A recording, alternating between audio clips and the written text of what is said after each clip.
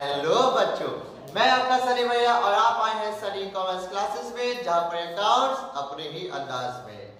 तो देखिए, आज बहुत इंपॉर्टेंट वीडियो होने वाली है, क्योंकि मैंने आपको सबको बताया था प्रिंसिपल के बारे में।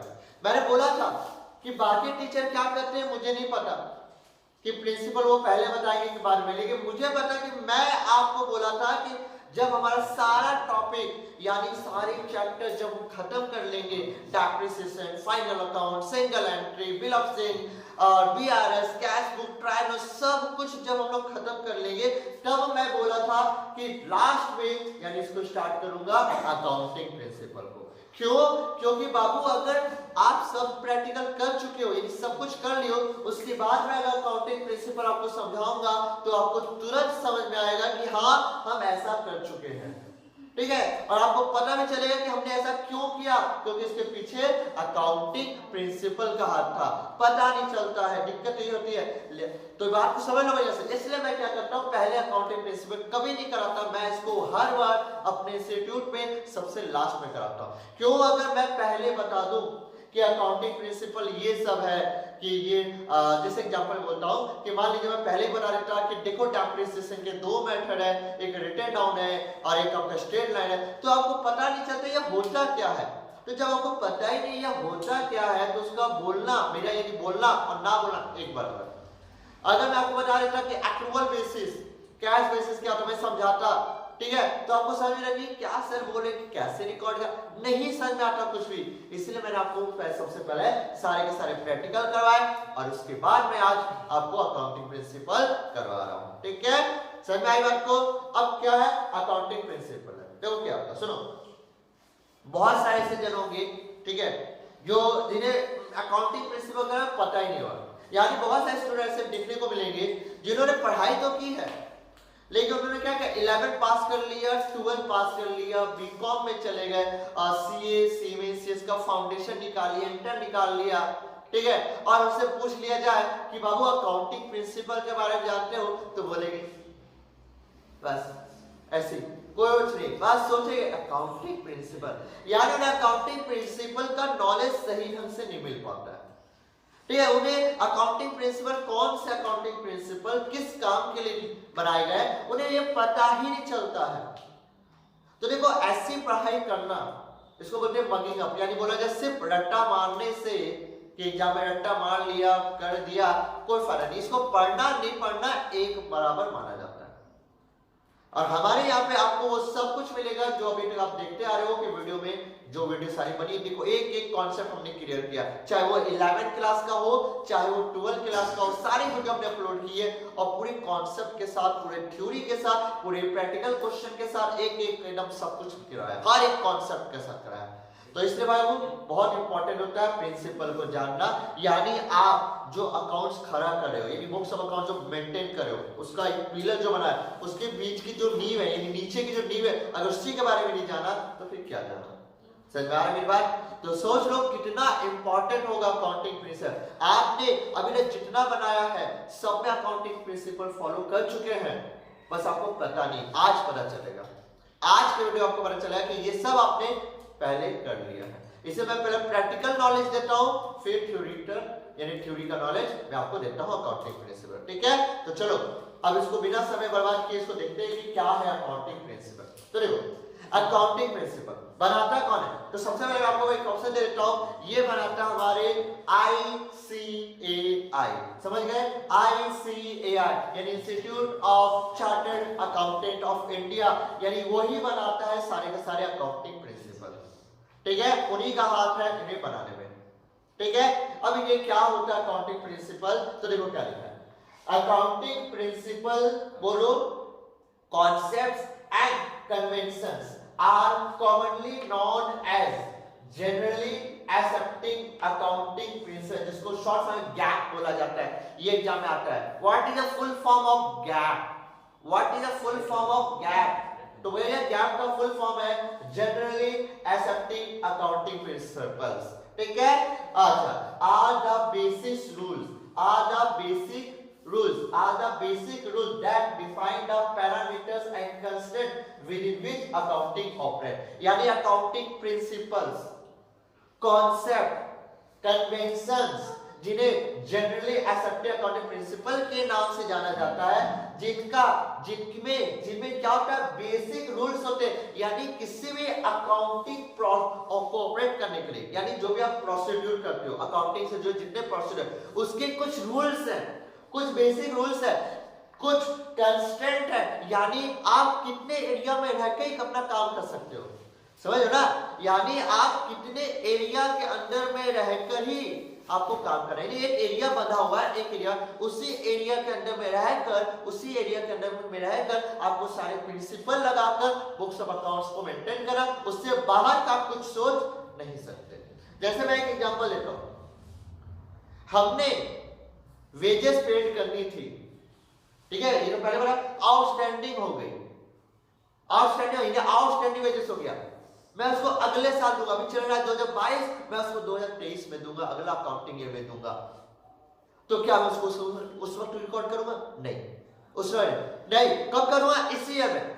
यानी वो एरिया मान लिया कि आप अपना मन का कुछ नहीं कर सकते, ये नियम ही आया कि भैया कोई भी अगर खर्चा हो गया, भले उसका पेमेंट किसी भी साल में हो, लेकिन उसको उसी ईयर में, यानी जिस ईयर हुआ है उसी ईयर में उसको रिकॉर्ड करना पड़ेगा। ये क्लियर ना, फाइनल अकाउंट आप सब में क्या ना, तो ये क्या, ये कंस्ट्रेंट है, यानी आपका एरिया बांध दिया गया है, आप अपना दिमाग से कुछ अलग सोच के नहीं कर सकते, जो नियम है, जो रूल्स है, जो रेगुलेशन है, उसी के हिसाब से आपको क्या करना होगा, चलना पड़ेगा, बस भाई उसी के हिसाब से आपको चलना पड़ेगा। यही है क्या, अकाउंटिंग प्रिंसिपल्स, तो ठीक है। अच्छा आगे लिखा, this principle are classified into two category, इस प्रिंसिपल को दो कैटेगरी में बांटा गया है, पहला अकाउंटिंग कॉन्सेप्ट की कैटेगरी में, अकाउंटिंग कन्वेंशन के कैटेगरी में, ठीक है, दो कैटेगरी में बांटा गया है पूरा का पूरा अकाउंटिंग प्रिंसिपल। समझ में आ रहा है? याद रखिए से सारे के सारे अकाउंटिंग प्रिंसिपल कौन बनाता है? ICAI बनाता है। अकाउंटिंग स्टैंडर्ड कौन बनाता है? ICAI बनाता है। समझ में आया? तो इसे याद रखना, गैप का full form generally accepting accounting, यानी सबको इसको एक्सेप्ट करना पड़ेगा। समझ में आया? क्लियर है? अच्छा अब देखो यहाँ पे मैंने पूरा चार्ट बना दिया कि कौन कौन से प्रिंसिपल हमें पढ़ने हैं, ठीक है। तो देखो अकाउंटिंग प्रिंसिपल में दो, जैसे ही मैंने बोला दो कैटेगरी बांटा गया है, ठीक है, दो कैटेगरी बांटा गया है। शायद यहाँ पे लाइट क्वेश्चन नजर नहीं आया तो मैं बोल देता हूँ, यही चीज जो है अकाउंटिंग कॉन्सेप्ट, यही यहाँ पे लिखिए अकाउंटिंग कॉन्सेप्ट, यानी अकाउंटिंग प्रिंसिपल दो पढ़ने, इसमें दो टॉपिक बेस है, अकाउंटिंग कॉन्सेप्ट, इनमें क्या है अकाउंटिंग कन्वेंशन। अकाउंटिंग कॉन्सेप्ट में दो भाग किए गए, एक होता है फंडामेंटल अकाउंटिंग कॉन्सेप्ट और assumption. Fundamental accounting concept assumption, यार ना fundamental accounting concept, fundamental exam में बोलता है write two fundamental accounting concept. तो भैया आपको समझ रख दिया मैंने, तीन और तीन ही होते हैं, इसके अलावा कुछ नहीं होते हैं। पहला गोइंग कंसर्न कॉन्सेप्ट, दूसरा कंसिस्टेंसी कॉन्सेप्ट और तीसरा एक्रूअल कॉन्सेप्ट। एग्जाम में आता है क्या कि भैया इसमें से कौन सा फंडामेंटल अकाउंटिंग कॉन्सेप्ट है, ठीक है, इसमें से तीनों में से कोई एक रहेगा, बाकी इधर से नहीं तो इधर से उठा के दे दे, आपको सही टिक लगाना होगा कि फंडामेंटल क्या, ये होगा ही होगा, ये माना ही जा, ये होगा ही होगा। अब जैसे बिजनेस मैं गोइंग कर सकता हूं, बिजनेस खोला तो ये माना जाएगा बिजनेस चलता रहेगा, ये भी मैं समझाऊंगा थोड़ी देर आपको, ठीक है। तो ये सब कुछ होता है। तो फंडामेंटल अकाउंटिंग कॉन्सेप्ट और एजम्पशन में going concern concept, consistency concept और एक्रूअल कॉन्सेप्ट आता है। इधर में अदर अकाउंटिंग कॉन्सेप्ट, इसके अंदर अदर अकाउंटिंग कॉन्सेप्ट क्या आएगा, बिजनेस एंटिटी कॉन्सेप्ट आएगा, मनी मेजरमेंट कॉन्सेप्ट आएगा, अकाउंटिंग पीरियड कॉन्सेप्ट आएगा, कॉस्ट कॉन्सेप्ट और हिस्टोरिकल कॉस्ट कॉन्सेप्ट आएगा, dual aspect concept, realisation concept और मैचिंग कॉन्सेप्ट। इतना सब कुछ हमें पढ़ना है। ये बिजनेस एंटिटी कॉन्सेप्ट कई बार मैंने बोला जनरेटिव बाबू, जब हम लोग बिजनेस और जब बिजनेसमैन के बीच जो ट्रांजैक्शन होता है, बिजनेस और बिजनेसमैन के बीच जो तो बिजनेस एंटिटी कॉन्सेप्ट लागू किया जाता है। याद करो मैंने बोला था बिजनेस में कैपिटल इन्वेस्ट किया, एंटी मनी की cash account debit to capital account, ठीक है। सर बिजनेसमैन ने किया सर, तो बिजनेसमैन टू कैपिटल आया, अरे नहीं, उसमें दो नजरिया से होते हैं, बिजनेसमैन अलग है और बिजनेस बिल्कुल अलग है, वो इसी कॉन्सेप्ट हम लोग पढ़ेंगे बहुत जल्द, ठीक है। तो ये सब समझ आया। इधर आता है अकाउंटिंग कन्वेंशन। इसके अंदर में कौन कौन सा कॉन्सेप्ट पढ़ना होगा? Convention of full disclosure principle पढ़ना होगा, कन्वेंशन ऑफ मैटेरियलिटी पढ़ना होगा, मैटेरियलिटी और कन्वेंशन ऑफ कर्मोटिज्म या प्रूडेंस मेथड यानी प्रूडेंस प्रिंसिपल आपको पढ़ने होंगे। ठीक है, यानी इतना सारा प्रिंसिपल आपको क्या करना पड़ना है। आज मैं ज्यादा प्रिंसिपल नहीं बताऊंगा, आज मैं सिर्फ ये फंडामेंटल में 3 प्रिंसिपल आपको समझाऊंगा। इसके बाद आराम से 2-4 वीडियो बनेगी, यानी 2-3 वीडियो और बनेगी। ठीक है, आज की वीडियो के बाद 2-3 और बनेगी और ये सारा एक एक करके हम लोग क्या करेंगे, एक्सप्लेन कर देंगे। बात समझ में आ गई? बोलो यहां तक कोई दिक्कत है? समझ में आया पूरा? तो ये सब कुछ हम लोग को पढ़ना है, तो चलिए स्टार्ट करते हैं एक एक करके पढ़ने का। ठीक है, अब एक एक करके पढ़ते हैं कि कौन सा कॉन्सेप्ट, कौन सा प्रिंसिपल कैसे लागू होता है। चलो बच्चों, तो अब देखते हैं हम लोग क्या प्रिंसिपल के बहुत सारे हमने देखा, थ्योरी हमने देखी अभी थोड़ी सी। ठीक है, अब एक एक करके सारे प्रिंसिपल को क्या करेंगे, सारे प्रिंसिपल को, सारे कॉन्सेप्ट को क्या करेंगे, एक्सप्लेन करेंगे। ठीक है, तो देखो सबसे पहला ध्यान सुनिए, पहले हम लोग एक्सप्लेन करेंगे अकाउंटिंग कॉन्सेप्ट को। ठीक है, अकाउंटिंग कॉन्सेप्ट को, ये हमारा पहला टॉपिक रहेगा। तो ध्यान से सुनिएगा कि क्या है वो ध्यान सुनो। देखो क्या है, These concepts provide a foundation for accounting process। ये जो कॉन्सेप्ट है, ध्यान से सुन लीजिए, ये जो कॉन्सेप्ट है ना, ये क्या होता है, किसी भी अकाउंटिंग प्रोसेस का फाउंडेशन होता है। क्या होता है, बेस होता है, मजबूती होती है। ठीक है, यानी इसके बिना तो ये आगे काम आप नहीं कर पाओगे। ठीक है, अच्छा, no enterprise can prepare its financial statement without considering these basic concepts and assumptions। कोई भी इंटरप्राइज बिना इन अकाउंटिंग कॉन्सेप्ट के वो कभी भी अपना फाइनेंशियल स्टेटमेंट रेडी नहीं कर पाएगा, ना अपना बैलेंस शीट रेडी कर पाएगा। समझ आ रहा है? ये जो trading account, profit and loss account, balance sheet जो बनाते हैं, बिना एक कॉन्सेप्ट का वो बना ही नहीं सकता। आप लोग सोचे होंगे कि सर पहले नहीं बताया। ठीक है, जैसे मैंने अभी पहले ही बोला कि देखो मैं पहले ये नहीं बताता हूँ, क्यों? क्योंकि मैं पहले प्रैक्टिकल सारा कराता हूँ, उसके बाद मैं ये प्रिंसिपल अलग चीज कराता हूं, ताकि उस वक्त अगर मैं बताऊंगा तो आपको चुटकी में समझाना, हाँ ऐसा हमने किया था, ऐसा हमने किया था, इसलिए इसको मैंने रखा था। ठीक है, इसलिए आज बताने होता है प्रिंसिपल का। तो याद रखना, कोई भी एंटरप्राइज नहीं होगा अगर बिना फाइनेंशियल स्टेटमेंट को कंसीडर किए, बिना एजम्पशन और बिना कॉन्सेप्ट को लिए क्या कर सकता है, वो अपना फाइनेंशियल स्टेटमेंट रेडी नहीं कर सकता। These concept guide how transaction should be recorded and reported। ये वो कॉन्सेप्ट है जिसको जो बताते हैं इंटरप्राइज को कि किसी भी ट्रांजैक्शन को कैसे रिकॉर्ड करना है। तभी ना आप लोग एक डेबिट करते थे, एक क्रेडिट करते थे। ठीक है, ये रियल अकाउंट है, ये नॉमिनल अकाउंट है, ये पर्सनल अकाउंट है, ये कैपिटल नेचर का खर्चा है, ये रेवेन्यू नेचर का खर्चा, ये सब कहां से आया? अरे यही तो है प्रिंसिपल जिन्होंने बताया कि ये हर चीज है, यही रूल्स है, यही रेगुलेशन है। ठीक है, तो एक एक करके एक्सप्लेन करेंगे। सबसे पहले सुनो, आता है गोइंग कंसर्न कॉन्सेप्ट। ध्यान से सुनिएगा, गोइंग कंसर्न कॉन्सेप्ट। अब ये गोइंग कंसर्न कॉन्सेप्ट क्या होता है? मैं एक बहुत कमाल का बात बोलता हूँ, ध्यान सुनिएगा। हमारे सरफराज जी यहाँ बैठे हुए हैं, बैठे ना, एकदम हैंडसम सा बॉय है, बहुत प्यारा सा बॉय है, हैंडसम सा।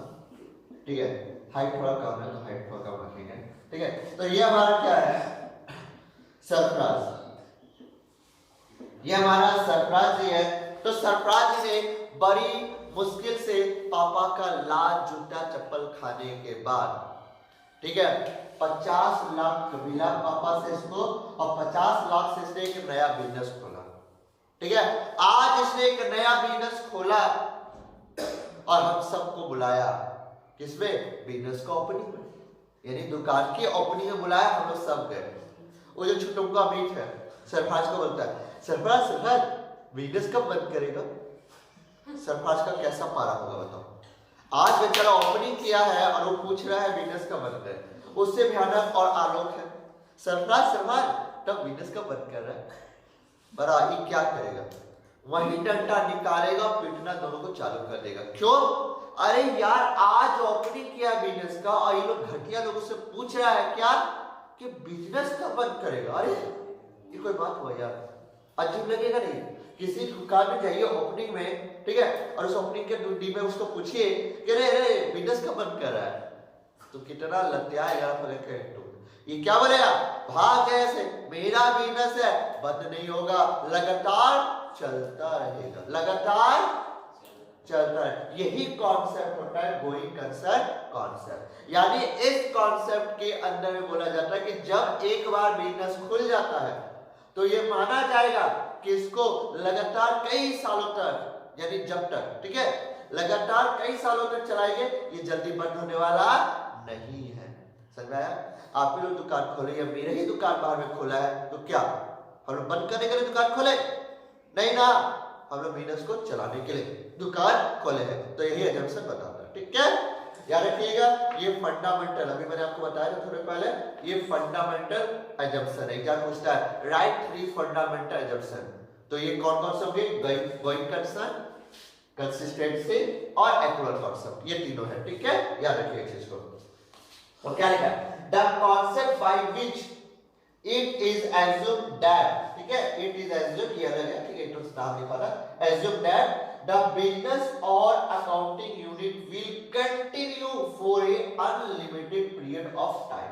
बात समझ में आई कि इस कॉन्सेप्ट के द्वारा ये एज्यूम किया जाता है कि अगर कोई बिजनेस खुल गया तो वो लगातार कंटिन्यू अनलिमिटेड पीरियड के लिए चलता रहेगा, चलता रहेगा, चलता रहेगा। समझ में आया? And the accounting procedure will continue till the dissolution of the business is called going concern concept। और अकाउंटिंग जो प्रोसीड्यूर आप करते हैं बुक्स ऑफ अकाउंट्स से जैसे रिकॉर्ड करते हैं, ये तब तक करते रहेंगे जब तक बिजनेस का डिसॉल्यूशन, यानी जब तक बिजनेस बंद नहीं होगा। जब तक बिजनेस बंद नहीं होगा तब तक हम लोग बुक्स ऑफ अकाउंट्स को मेंटेन करते रहेंगे, करते रहेंगे, करते रहेंगे। समझ में आया? ये कॉन्सेप्ट बहुत जरूरी होता है। क्यों सर, क्यों जरूरी होता है? तो चलिए बहुत कमाल का चीज बताता हूँ, ध्यान सुनिएगा, बहुत कमाल का चीज है। मैं भी ट्यूशन पढ़ा रहा था, मैं आप लोगों को पढ़ा था, अचानक से पुलिस इंटर किया। बोले ओ पुलिस आया है, क्या बात है? हम बोले बोलिए सर जी क्या, मैं कहाँ इस गरीब खाना में आ गए? बोले गरीब खाना है, छोड़िए, चलिए बड़े बाबू ने आपको बुलाया है। अरे बड़े साहब ने बुलाया हमरा, ठीक है, क्यों बुलाया यार, क्या किया यार? मैं एक छोटा सा बच्चा हूँ, मासूम सा, और एक छोटा सा इंस्टीट्यूट चलाता हूँ, मैंने ये सब कौन सा जुर्म कर दिया जो बड़े बाबू ने मुझे बुलाया? बोला चलिए खातिरदारी आपकी करनी है, बहुत दिन से आप आए नहीं, आइए। बोले ठीक है यार, चलिए, अब क्या कर सकते हैं, बुलाया तो जाना तो पड़ेगा, ठीक है, जाने लगे। उसके बाद हमारा अमित खड़ा होकर बोलता है सर तब आज से इंस्टीट्यूट बंद। बोले यार ठीक है यार, इसे तो बात डंडन बंद, ठीक है, मैं जाने लगा। फिर बोलता है सर एक बात बोलनी थी। हम बोले हम बोलो। हाँ सर मैं आपके फी लेके आया था। मैं बोला कितनी? सर 10,000 का। हमें ला दे दे। नहीं सर अब देने का मन नहीं है।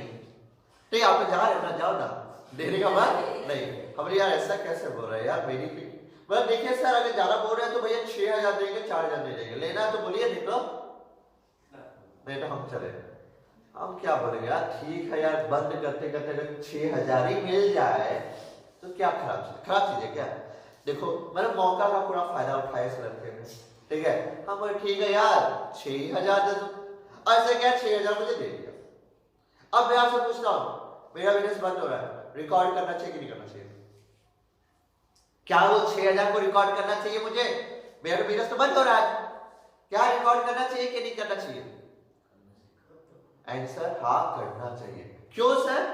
अरे यार इसलिए करना चाहिए क्योंकि मुझे पता होना चाहिए कि अगर जिस दिन मैंने अपनी दुकान बंद की, यानी जिस दिन मैंने बिजनेस बंद किया, उस समय मुझे प्रॉफिट हुआ था कि लॉस हुआ था। क्यों? मुझे टैक्स तो देना पड़ेगा। अरे पुलिस उठा के ले गए तो क्या हुआ, गवर्नमेंट छोड़ देगा मुझे टैक्स से?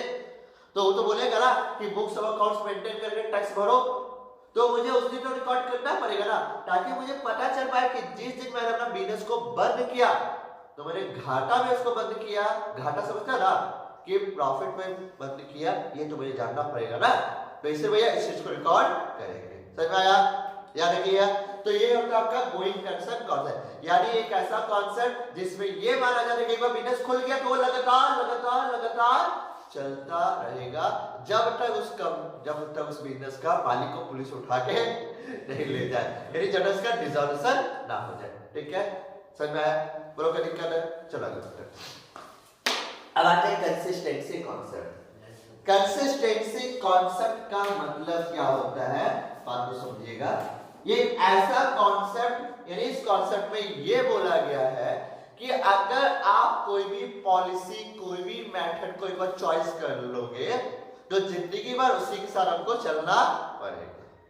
जैसे हमारा राहुल, ठीक है, ये हमारा राहुल है, प्यारा सा राहुल है। राहुल के लिए रिश्ता आया, राहुल के लिए रिश्ता आया और इसके मम्मी पापा ने एक लड़की इसके लिए फिक्स कर दी। यार ना, मैंने वर्ड बोला, फिक्स कर दी। उसी के साथ इसके 7 फेरे हो गए। अब इसको उसी के साथ चलना होगा। ये थोड़ी है कि 6 दिन बाद दूसरा लड़के के साथ शादी कर लेगा, मैंने, और फिर उसका 10-12 दिन बाद दूसरा लड़के के साथ शादी कर लेगा। पॉसिबल है क्या? नहीं ना। एक बार जो इसने अडॉप्ट कर लिया, यानी वो जो जिस लड़की को चुन लिया, ठीक है, उसी के साथ इसको हमेशा भर जिंदगी भर बिताना पड़ेगा। बात समझ मेरी बात समझ आई? इसको क्या बोलते हैं? इस कॉन्सेप्ट को बोलते हैं कंसिस्टेंसी कॉन्सेप्ट। सर ऐसा नहीं कर सकते, चेंज नहीं कर सकते। नहीं, चेंज नहीं कर सकते, हाँ कर सकते हैं, लेकिन चेंज करने के लिए भी एक पीरियड होता है कि शादी के 6 महीने के पहले आप चेंज नहीं कर सकते। ठीक है, अभी तो नया नियम आएगा 3 साल वाला। ठीक है, चलो वो बाद में देखा जाएगा। तो बात समझ आई? ठीक, सर अगर वो मर गई 2 महीना में तब ठीक है, कर हो सकता है, लेकिन जब तक वो जिंदा है आप उसको चेंज नहीं कर सकते। एक बार जो अडॉप्ट कर लिया, एक बार जो चुन लिया, उसी के साथ बिताना है जिंदगी। इसी को बोलते हैं कंसिस्टेंसी कॉन्सेप्ट। यानी बिजनेसमैन में, अब देखो हम एक बात बताते हैं, जैसे हम लोग अकाउंट्स को मेंटेन, हमारा डेप्रिसिएशन चैप्टर भी हो गया, ये हमारे सारे चैप्टर हो गए। अब हमारा बस प्रिंसिपल चल रहा है, बाकी सारे चैप्टर हो गए हमारे। ठीक है, अब वो देखो डेप्रिसिएशन कितने मेथड थे? एक डिमिनिशिंग बैलेंस, यानी रिटेन डाउन वैल्यू मेथड, और एक फिक्स्ड इंस्टॉलमेंट मेथड, यानी स्ट्रेट लाइन मेथड। तो अब मेरा मन करे तो मैं इस साल स्ट्रेट लाइन मेथड फॉलो करूंगा, अगला साल जाऊंगा रिटेन डाउन वैल्यू मेथड करो, फिर अगला साल जाऊंगा इसमें। ऐसा नहीं कर सकता। आपको अकाउंट्स, बुक्स ऑफ अकाउंट्स को मेंटेन करने से पहले ही चॉइस करना पड़ेगा कि मुझे कौन सा मेथड, कौन सा प्रिंसिपल के साथ चलना है, कौन सी पॉलिसी के साथ चलना है। यानी अगर एक बार आपने स्ट्रेट लाइन मेथड चॉइस कर लिया ना, तो आपको जिंदगी भर उसी से बनाना है बुक्स ऑफ अकाउंट। अब बार-बार चेंज नहीं कर सकते हैं, बार-बार चेंज नहीं कर सकते।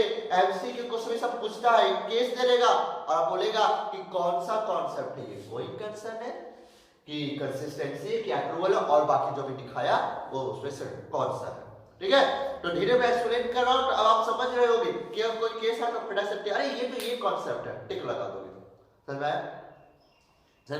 तो ये कंसिस्टेंसी कॉन्सेप्ट। अब सुनो क्या लिखा है?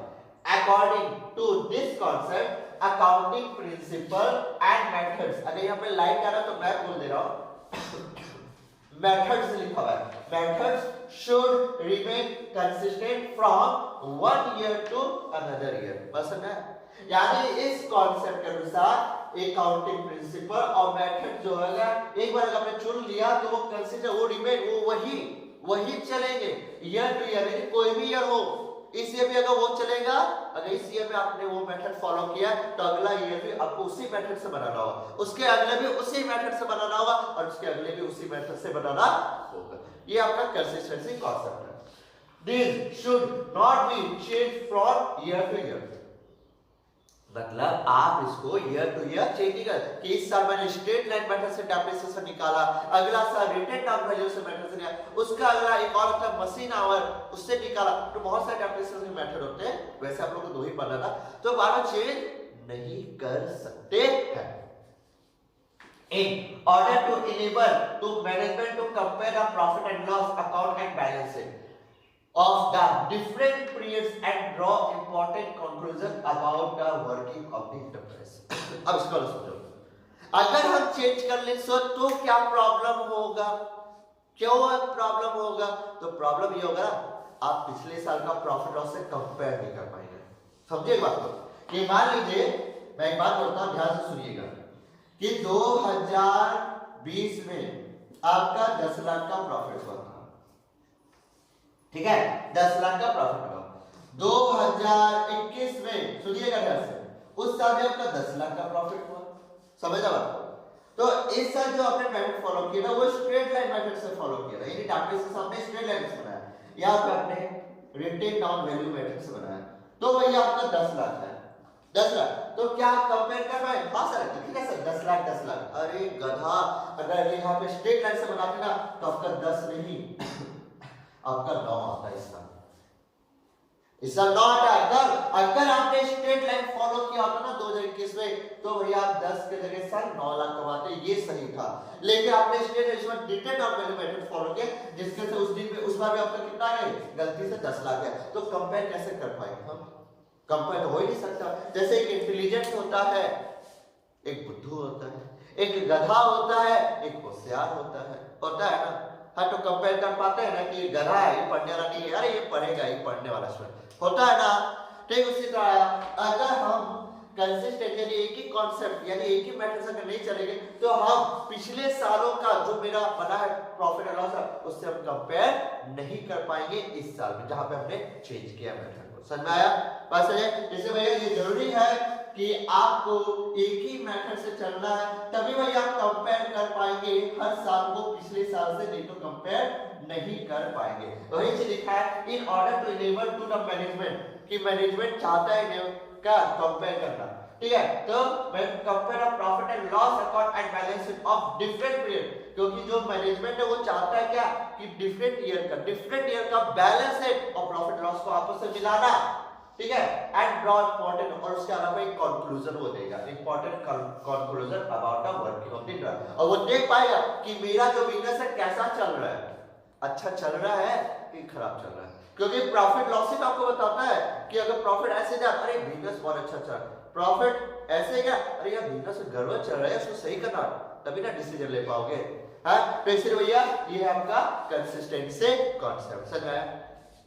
तो दो कॉन्सेप्ट हो गए, एक गोइंग कंसर्न और एक हमारा क्या कंसिस्टेंसी कॉन्सेप्ट। तो दो कॉन्सेप्ट क्लियर हो चुके हैं। आई होप कि कोई दिक्कत नहीं है किसी को।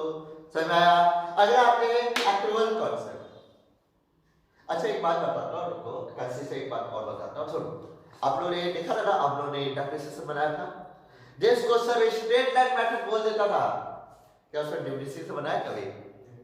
नहीं ना, स्ट्रेट मतलब स्ट्रेट, ऐसा नहीं ना कि स्ट्रेट के बाद डेफिनेशन से बनाओ, ऐसा नहीं तो बोला। लेकिन सर अगर हमको चेंज करना पड़ेगा तो सर बहुत तकलीफ है, चेंज करना चाहते हैं सर, कोई उपाय बताइए सर, मुझे चेंज करना, कोई उपाय बताइए। तो भैया सुनो आपको उपाय, वैसे तो बोला जाता है क्या कि एक बार जो आपने अडॉप्ट कर लिया यानी चुन लिया तो आप चेंज नहीं कर सकते, लेकिन 3 कंडीशन, मैंने कितना बोला 1 2 3, यानी पूरी की पूरी 3 कंडीशन ऐसे मिलेगी जहां पे आप क्या कर सकते हो, चेंज कर सकते हो, जहां पे आप उसको चेंज कर सकते हो। ठीक है, इन तीनों में से कोई भी कंडीशन अगर फुलफिल हो जाती है तो आप क्या हो सकते हो, मेथड को चेंज कर सकते हो। पहली कंडीशन, अगर आपका अकाउंटिंग स्टैंडर्ड बोलता है कि भैया ये मेथड को बदल लो, इस मेथड से इस मेथड में आ जाओ, इस मेथड से उस मेथड, तो आपको चेंज करना पड़ता है, यानी आप चेंज आराम से कर सकते हो, कोई रोक टोक नहीं है। खनवाया पहली कंडीशन आई कि अगर आपका अकाउंटिंग स्टैंडर्ड बोलता है कि चेंज करो तो भैया चेंज कर सकते हो, क्लियर, चेंज कर सकते हो। दूसरा, अगर आप लॉ के अंदर गवर्नर हो रहे हैं, यानी कोई एक्ट, कोई लॉ, कोई गवर्नर आपको बोल रहा है कि भैया चेंज कर लो, यानी हमारी गवर्नमेंट, हमारा लॉ वो बोल रहा है कि भैया चेंज करो, ये मेथड से ये मेथड चॉइस कर लो, तो आप चेंज कर सकते हैं। पहला अकाउंटिंग स्टैंडर्ड को बोलेगा तो। दूसरा क्या, हमारी गवर्नमेंट यानी हमारा लॉ, हमारा एक्ट बोलता है चेंज करने के लिए, तो भैया आप कर सकते हो। तीसरा, जब हमें लगे कि ये मेथड को फॉलो करने की वजह अगर ये मेथड से फॉलो करेंगे ना तो हमारा प्रॉफिट लॉस बहुत अच्छा दिखेगा, हमारा फाइनेंशियल स्टेटमेंट बहुत अच्छा रेडी बनेगा, बुक्स अकाउंट बहुत अच्छे से मेंटेन, तब आप चेंज कर सकते हो। ठीक है, यानी इस मेथड को फॉलो करने से मेरा रिजल्ट बहुत उससे भी अच्छा आ सकता है, तो आप चेंज कर सकते हो। समझ में आया? तो 3 कंडीशन है, तीनों में से अगर कोई भी कंडीशन फुलफिल हो जाएगी तो आप क्या कर सकते हो, मेथड को चेंज कर सकते हो। तो ऐसा कितनी बार चेंज कर सकते हैं? हलवा पूरी है, बार बार चेंज करेगा, हाँ बार बार चेंज होगा, हाँ अरे इसको चेंज करो नानी आना जाएगा। सर कैसे बोलते हैं सर, अभी तो आपने बोला। अरे सुनो ना, हमारा लॉ बोलता है क्या, सबका आधार कार्ड होना चाहिए ना। अब आप लोगों ने क्या करें, आधार कार्ड बनाया, ठीक है। फिर लॉ बोलता है कि आधार कार्ड को चेंज करना है, अब कर लोगे आराम से। लेकिन आधार कार्ड में गलती हो जाए तो चेंज करके दिखा दो। बैड नहीं बच गया तो बोलना मुझे से, समझ में। तो वही यहाँ पे हाल है, हार्डली चेंज होगा, यानी हार्डली तो चेंज बहुत मुश्किल होगी आपको चेंज करने में। आसान नहीं है कि हलवा पूरी भर बना के खा लिया, समझ में। तो सजाए कंसिस्टेंसी कॉन्सेप्ट पूरा अच्छा से। आइए अपने एक्रूअल कॉन्सेप्ट। अच्छा सर क्या होता है एक्रूअल कॉन्सेप्ट। तो चलिए आज कौन सा दिन है, आज है ट्यूसडे, ठीक है। कल वेडनेसडे होगा, कल क्या होगा, वेडनेसडे होगा ना। चलिए ठीक है, सुनना ध्यान से। हमारा छोटू चाय वाला, ठीक है, ये हमारा सरफराज जी है, चाय बेचता है। मेरा ये इंस्टीट्यूट है, मेरे बगल में चाय का लगाता है दुकान, पता विश्वास भर भर के चलता है। क्योंकि मेरे सारे बच्चे जब मुझसे बोर हो जाते हैं वहीं जाके मूड फ्रेश करने के लिए चाय मैंने पीते हैं। अब बोले छोटू चाय लगाना एक। अब चाय छोटू क्या करता है, सबको चाय लगाता है, ठीक है। मैं भी उसकी दुकान का चाय पीता हूँ, बहुत अच्छा चाय बनाता है, सुनना। अब क्या हो, ट्यूसडे को मैंने चाय मंगाई छोटू से और 10 रुपए किसकी चाय पी गया। क्या किया, 10 रुपए की चाय पी गया और तुरंत मैंने इसको 10 रुपए दे दिया। मुझे बताओ कैश पेड हुआ कि नहीं हुआ, कैश पेड हुआ 10 रुपया। तो मैंने क्या किया, कैश के घर में, जब कैश बुक मेंटेन किया मैंने, कैश के घर में लिख दिया कैश बुक में पेमेंट समय 10 रुपए, बोलो कोई दिक्कत। अब आते क्या, सुनना जैसे। फिर थोड़ी देर बाद मैंने इसको बोला 2-3 जरा कि छोटू एक चाय और लेके आ। तो छोटू ने एक चाय और लेके आई 10 रुपए की। लेकिन मैंने बोला छोटू आज मैं नहीं दे पाऊंगा, 10 रुपए तुम मुझसे कल ले लो। कब लेना, कल, यानी वेडनेसडे को लेना। कब लेना, वेडनेसडे, समझा। अब वेडनेसडे आया मेरे पास, छोटू हाँ ले तेरा 10 रुपया, ठीक है। और मैंने उसको 10 रुपए दे दिया। अब मुझे बताओ मैं उस 10 रुपए को क्या, ये मैंने कब दिया छोटू को, वेडनेसडे का दिन दिया ना। वेडनेसडे का दिन दिया छोटू को मैंने 10 रुपया, लेकिन चाय मैंने पी थी 10 रुपए की ट्यूसडे को, ठीक है। तो 10 रुपया कब रिकॉर्ड करना चाहिए, वेडनेसडे को रिकॉर्ड करना चाहिए, वेडनेसडे को रिकॉर्ड करना चाहिए क्या, कब करना चाहिए, हाँ ट्यूसडे को, ऐसा सही। अरे यही तो कमाल का चीज है ना कि मैं प्रिंसिपल पहले नहीं बताता हूँ, एकदम लास्ट में, क्योंकि आप लोगों को समझ में आ रहा है कि क्या हो रहा है। होता ना कि वेजेस अगला साल देंगे, रिकॉर्ड इसी साल करेगा। अरे आउटस्टैंडिंग बोल के रिकॉर्ड करे, क्या दिक्कत है यार, खर्चा इसी साल का रहा। सर खर्चा कहाँ हो सर, पॉकेट से 10 रुपए गया, वो तो वेडनेसडे को गया। अरे गया वेडनेसडे को तो क्या बात, चाय आज पी ना। अगर जब आप चाय आपने पी तो मान लो कि खर्चा हो गया, तो उसको क्या रिकॉर्ड करेंगे वेडनेसडे को, नहीं, उसको वेडनेसडे को रिकॉर्ड नहीं करेंगे, उसको कब रिकॉर्ड करेंगे, ट्यूसडे का दिन ही हम लोग रिकॉर्ड, यानी वेडनेसडे को रिकॉर्ड नहीं करेंगे, कर उसको रिकॉर्ड करेंगे किस दिन, ट्यूसडे का दिन हम लोग उसको रिकॉर्ड करेंगे। समझ में आया। इसी को क्या बोलते हैं, एक्रूअल कॉन्सेप्ट। दो कॉन्सेप्ट होते हैं, एक एक्रूअल और एक कैश। कैश कॉन्सेप्ट क्या बोलता है, भैया पैसा दिया, यानी आज ही खर्चा हुआ, आज ही चाय पे पैसा दिया, कैश बेसिस। आज चाय पे पैसा आज दिया, कल देंगे, एक्रूअल बेसिस। दो ही तो कॉन्सेप्ट चलते हैं, समझ आ रहा है ना। बताओ एक्रूअल कॉन्सेप्ट कितना सवाल बनाया आपने, बनाया ना, फाइनल अकाउंट बनाया, सिक्योरिटी बनाया, ये बनाया, वो बनाया, सब बनाया ना, भर भर के था। अब समझ आ रहा है ना। अगर यही चीज मैं आपको पहले बता देता ना शुरू में, तो बोलते क्या बोर्ड है सर, हमको समझे में नहीं आ रहा। लेकिन आज पूरा समझ में आ रहा है कि एक्रूअल कॉन्सेप्ट का क्या होता है और क्या क्या हो रहा है। तो क्या होता है एक्रूअल कॉन्सेप्ट, देखो इन अकाउंटिंग में accrual basis is used for recording of transaction. Accrual basis का हम यूज करते हैं क्या, बुक्स ऑफ अकाउंट्स में ट्रांजैक्शन को रिकॉर्ड करने के लिए। It provides more appropriate information about the performance of the business enterprise as compared to cash basis. ये ये कैश बेसिस से ज्यादा इंपॉर्टेंट है, क्योंकि अधिकतर चीजें क्या होती है क्रेडिट में बेची जाती है, क्रेडिट में ही होती है, हर में ही होती है, ठीक है। तो ये क्या, ये हमें बहुत ही एप्रोप्रिएट इंफॉर्मेशन देता है वीनस, यानी वीनस का बहुत ही एप्रोप्रिएट इंफॉर्मेशन देता है, एग्जैक्ट देता है कि भाई कितना प्रॉफिट हुआ कितना लॉस हुआ कैश बेसिस के मुकाबले में। क्योंकि कैश बेसिस तो हुआ तो रिकॉर्ड करें, जो नहीं हुआ उसको भी तो रिकॉर्ड करना पड़ेगा ना, भले आज पैसा नहीं दिया कल देंगे लेकिन रिकॉर्ड तो करना पड़ेगा ना, तभी ना प्रॉफिट लॉस सही निकलेगा मेरा। Accrual concept apply equally to revenue and expenses. अब चाहे रेवेन्यू यानी इनकम आ रही है या खर्चा कर रहे हैं, दोनों के लिए लागू होता है, ठीक है। कोई इनकम आने वाली थी आज नहीं आई कल आएगी, तो यानी कल इसको रिकॉर्ड करेंगे, आज ही रिकॉर्ड करेंगे आउटस्टैंडिंग बोलकर यानी एक्रूड बोलकर।